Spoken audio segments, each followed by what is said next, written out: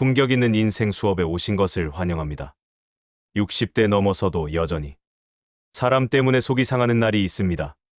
누군가와 잠깐 이야기했을 뿐인데 집에 돌아오는 길에 마음이 묘하게 무거워지고 아무 말도 하지 않았는데도 괜히 내가 잘못한 것 같은 기분이 들 때가 있지요. 특히 욱하고 화부터 내는 사람을 만났을 때 이런 감정이 더 강하게 남습니다. 그 순간에는 아무 말도 못하고 넘겼는데 시간이 지날수록 마음속에서 계속 그 장면이 반복됩니다. 이런 경험은 이상한 것도 약한 것도 아닙니다. 사람은 나이가 들수록 싸우는 걸 싫어하고 관계를 끊기보다는 참고 넘기는 쪽을 선택하게 됩니다. 괜히 말을 꺼냈다가 더 커질까봐, 괜히 분위기를 망칠까봐, 그래서 속으로 삼키는 쪽이 익숙해진 겁니다. 특히 화를 쉽게 내는 사람 앞에서는 그 선택이 더 빨라집니다. 그런데 많은 분들이 이 지점에서 하나를 착각합니다.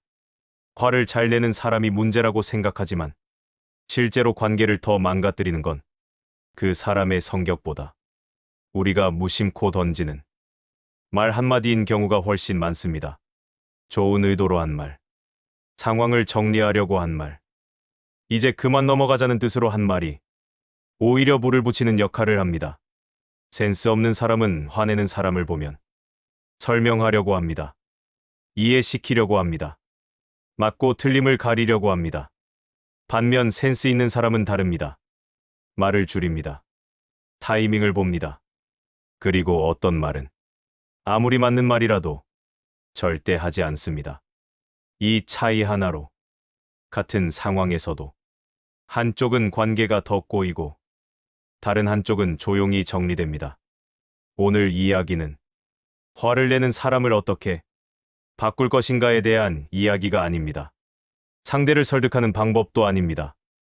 60대 이후 욱하고 화내는 사람에게 오히려 절대 하면 안 되는 의외의 말 한마디가 무엇인지, 그리고 센스 있는 사람들은 그 순간 어떤 기준으로 입을 닫고 어떤 태도로 상황을 넘기는지 그 차이를 하나씩 짚어보려 합니다. 혹시 지금 떠오르는 얼굴이 있는 사람도 있을 겁니다. 가족일 수도 있고 오랜 친구일 수도 있고 피할 수 없는 관계일 수도 있습니다. 이 이야기는 누군가를 끊어내라고 말하지 않습니다. 다만 더 이상 내 마음이 다치지 않도록 말의 기준을 다시 세우자는 이야기입니다. 이미 충분히 참아온 분들이라면 이 기준을 알 자격이 있습니다. 지금부터는 화 잘 내는 사람을 만났을 때 이렇게 대처하면 상황이 정리되는 경우와 반대로 이렇게 대처하면 오히려 관계가 망가지는 경우를 각각 분리해서 말씀드리겠습니다. 구독과 좋아요를 눌러주시면 앞으로도 사람의 본성과 인간관계에 대한 다양한 지혜를 전달해드리겠습니다. 화 잘 내는 사람을 만나고 돌아온 날, 대화가 끝났는데도 마음이 정리가 안 되고 집에 와서 다시 그 장면을 떠올리게 됩니다. 상대는 큰 소리로 말했고 나는 그 옆에서 계속 말을 이어갔던 기억, 괜히 설명하려 했고 괜히 분위기를 누그러뜨리려 했습니다. 이런 사람 주변에 꼭 한 명은 있습니다. 조금만 자기 뜻대로 안 되면 바로 목소리가 높아지고 표정이 굳고 주변 공기를 단번에 바꿔버리는 사람입니다. 그런 사람을 만나면 대부분은 본능적으로 말을 더 하게 됩니다. 조용히 있으면 내가 밀리는 것 같고 가만히 있으면 오해가 쌓일 것 같아서 입이 먼저 움직입니다. 하지만 시간이 지나고 나면 후회는 거의 비슷합니다. 굳이 그 말을 안 해도 됐는데 왜 그 상황에서 설명을 했을까? 왜 맞받아쳤을까? 왜 그 사람의 감정 속도로 같이 들어갔을까? 이 생각이 반복됩니다. 화가 난 사람의 상태는 대화가 가능한 상태가 아닙니다. 이건 성격 문제가 아니라 감정 구조의 문제입니다. 감정이 먼저 폭발하면 이성은 잠시 뒤로 밀립니다. 이 상태에서 설명을 시작하면 상대는 내용을 이해하지 않습니다. 대신 자기를 막는다.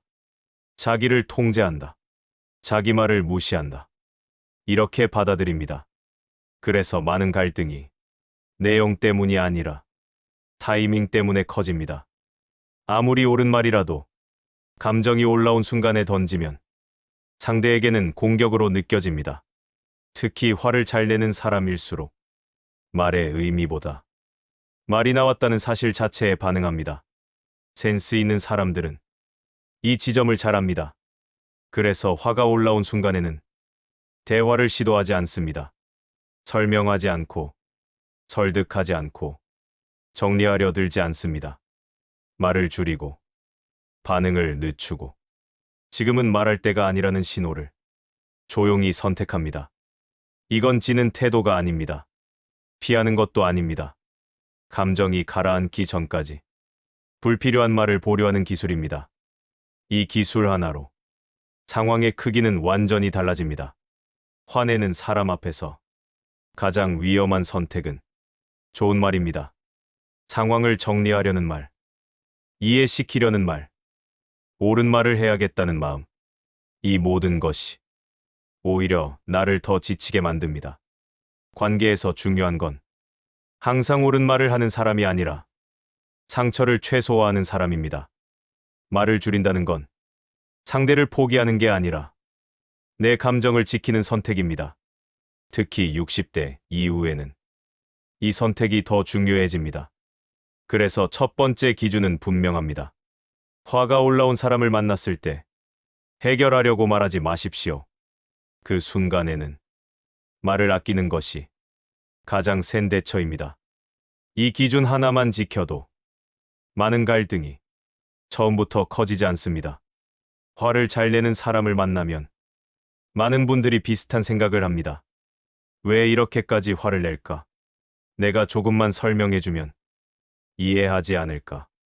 괜히 오해가 생긴 것 같아서 상대의 마음을 풀어주고 싶은 마음이 먼저 듭니다. 그래서 말이 길어지고 상황을 정리하려는 말이 자연스럽게 나옵니다. 이런 말 한 번쯤 해보셨을 겁니다. 내가 그 뜻으로 말한 건 아니야. 그건 오해야. 그러니까 내 말 좀 들어봐. 이 말들은 전부 상대를 이해시키려는 의도에서 나옵니다. 하지만 화가 올라온 사람 앞에서는 이 말들이 전혀 다르게 작동합니다. 화가 난 상태에서는 사람의 뇌가 방어 모드로 들어갑니다. 이때 상대의 말은 정보로 처리되지 않습니다. 평가와 공격으로 인식됩니다. 그래서 설명을 시작하는 순간 상대는 듣는 입장이 아니라 맞서 싸우는 입장이 됩니다. 많은 갈등이 말의 내용 때문에 커지는 것이 아닙니다. 상대가 화를 내는 상황에서 내가 이해시키려 들었다는 사실, 그 자체가 갈등의 불씨가 됩니다. 상대는 지금 내 감정을 인정하지 않는다고 느끼고 그래서 화는 더 커집니다. 센스 있는 사람들은 이 순간 말의 방향을 바꿉니다. 설명 대신 반응을 줄이고 이해시키는 말 대신 감정을 건드리지 않는 말만 남깁니다. 지금은 설명할 때가 아니라는 것을 스스로에게 먼저 상기합니다. 같은 말이라도 이해시키려는 말투는 상대에게 반박으로 들립니다. 하지만 말을 하지 않는 선택은 의외로 상황을 빨리 가라앉힙니다. 이 차이를 아는 사람은 불필요한 대화를 만들지 않습니다. 쇼펜하우어는 인간은 이성보다 감정에 먼저 움직인다고 말했습니다. 상대를 이해시키려는 시도는 이성이 통제권을 쥐고 있을 때만 의미가 있습니다. 화가 난 사람 앞에서 이해시키려는 노력은 상대를 위한 행동이 아니라 나를 지치게 만드는 행동이 됩니다. 그래서 두 번째 기준은 분명합니다. 화내는 사람 앞에서 상대를 이해시키려 들지 마십시오. 지금 필요한 건 설명이 아니라 불필요한 말을 멈추는 판단입니다. 이 기준을 지키는 순간 대화는 싸움으로 번지지 않습니다. 화를 잘 내는 사람을 만나면 말의 내용보다 먼저 반응하는 게 있습니다.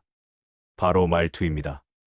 같은 말을 해도 어떤 사람은 괜히 화를 더 키우고 어떤 사람은 아무 말도 안 했는데 상황이 조금 누그러집니다. 이 차이는 말의 뜻이 아니라 말이 나오는 방식에서 갈립니다. 나중에 생각해보면 이런 적도 있습니다. 사실 딱히 틀린 말은 아니었는데 그 말 한마디로 분위기가 더 싸해진 경우죠.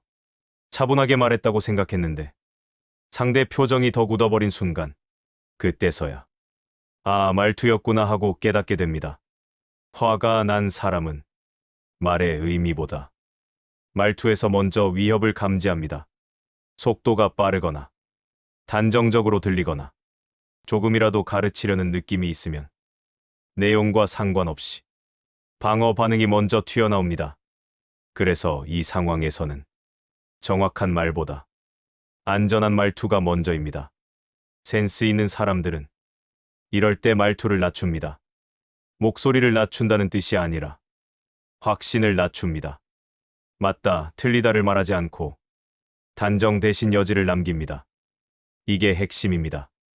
예를 들면, 지금 그건 잘못된 거예요. 제 말이 맞잖아요. 이렇게 말하지 않습니다. 제가 다 알지는 못하지만 지금은 서로 감정이 올라온 것 같네요. 라고 말합니다. 설명하려 들지 않고 결론을 미루는 말투를 선택합니다.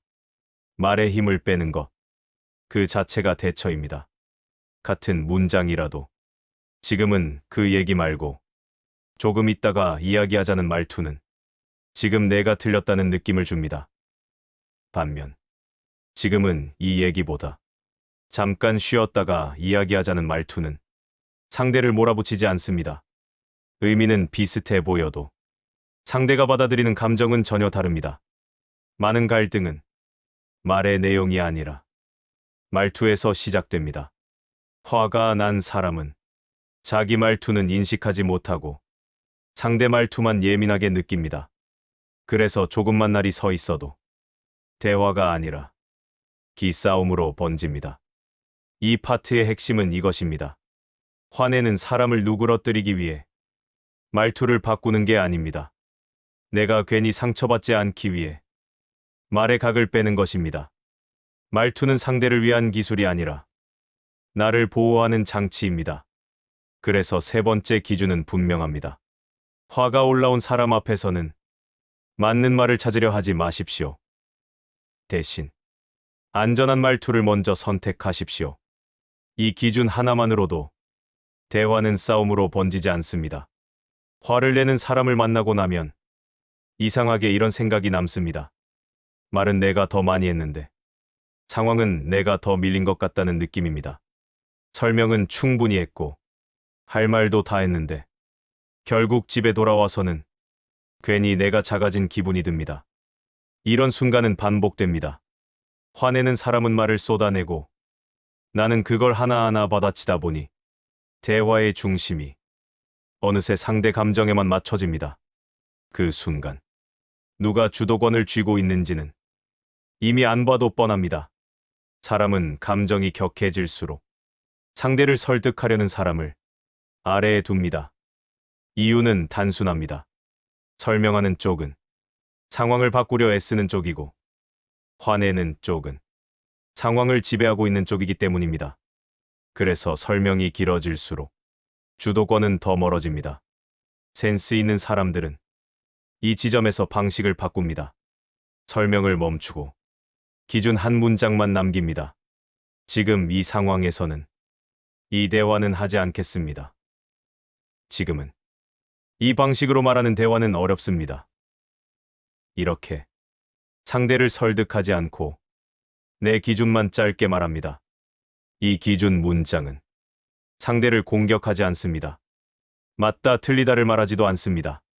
하지만 분명한 신호를 줍니다.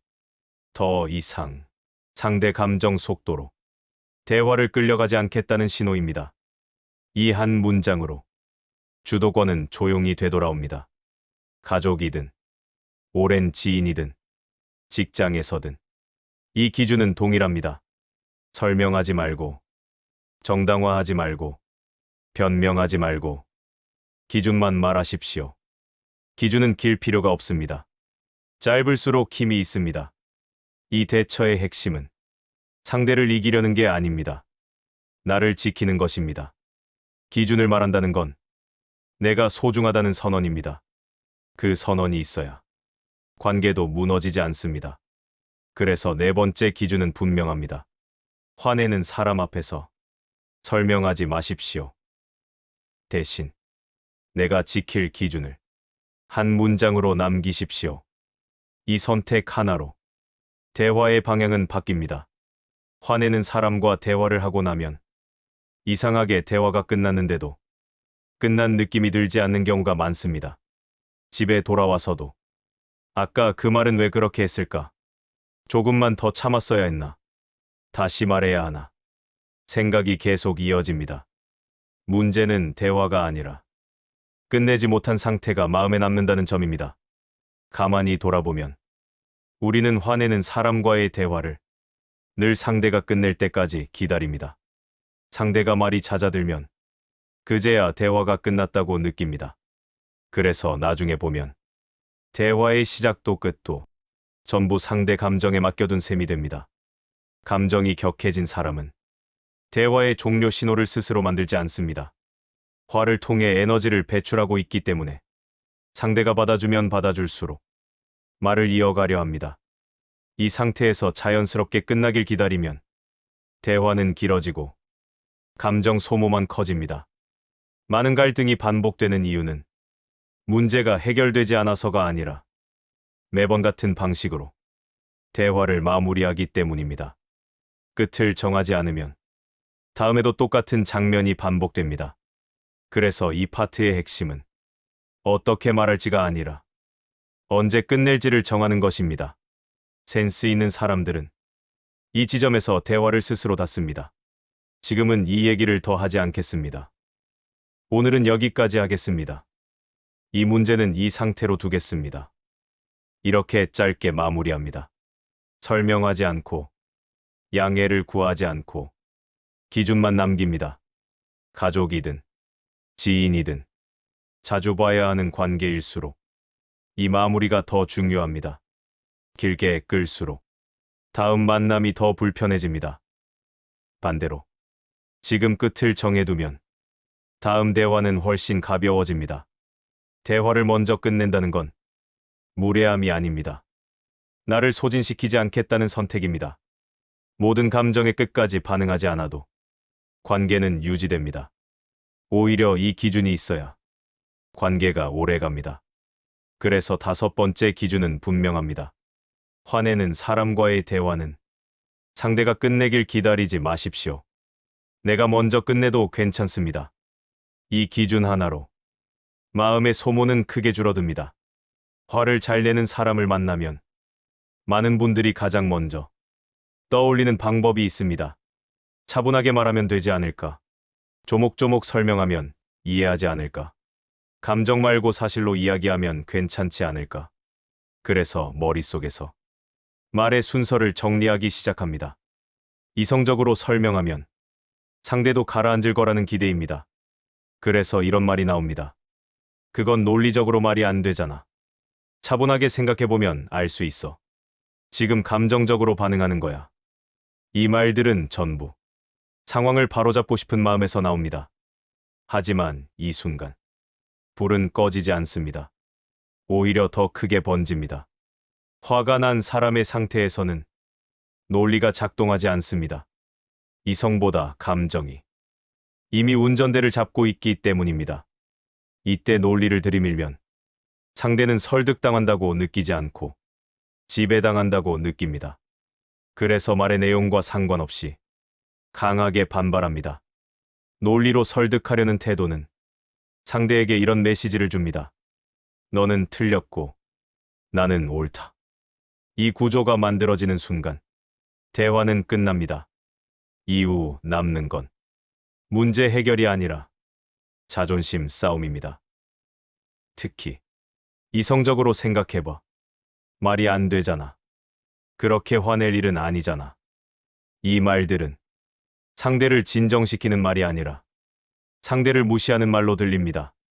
그래서 화는 감정보다 자존심 때문에 더 커집니다. 센스 있는 사람들은 이 대처를 가장 먼저 버립니다. 설명하지 않고 설득하지 않고 옳고 그름을 가리지 않습니다. 지금은 논리를 꺼낼 타이밍이 아니라는 것을 분명히 압니다. 쇼펜하우어는 사람은 진실 때문에 분노하지 않고 자존심이 건드려질 때 분노한다고 말했습니다. 화가 난 사람에게 논리를 들이대는 건 불에 기름을 붓는 행동입니다. 상대를 이기려는 순간 관계는 이미 지고 있습니다. 그래서 6번째 기준은 분명합니다. 화내는 사람에게 논리로 설득하려 들지 마십시오. 맞는 말을 했느냐보다 불필요한 싸움을 만들지 않았느냐가 훨씬 중요합니다. 화를 잘 내는 사람을 만나면 우리도 모르게 감정이 따라 올라옵니다. 처음에는 참고 듣다가 어느 순간 왜 나만 가만히 있어야 하지? 이 생각이 들면서 말의 온도가 같이 올라갑니다. 이때부터 대화는 서로의 말을 듣는 시간이 아니라 누가 더 세게 말하느냐의 싸움이 됩니다. 나중에 돌아보면 상대 말이 너무 억울해서 나도 모르게 톤이 올라갔던 순간이 떠오릅니다. 그때는 속이 시원한 것 같았지만 시간이 지나면 남는 건 괜히 나까지 그 사람처럼 행동했다는 찝찝함입니다. 이 감정이 오래갑니다. 화는 전염됩니다. 한쪽이 목소리를 높이면 다른 쪽도 방어 모드로 들어갑니다. 이때 감정을 섞는 순간 상대의 분노는 정당화됩니다. 왜냐하면 상대는 이제 나만 화낸 게 아니라 너도 똑같이 화냈다고 느끼기 때문입니다.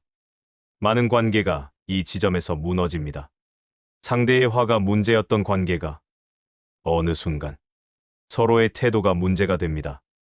이렇게 되면 처음 누가 시작했는지는 아무 의미가 없어집니다.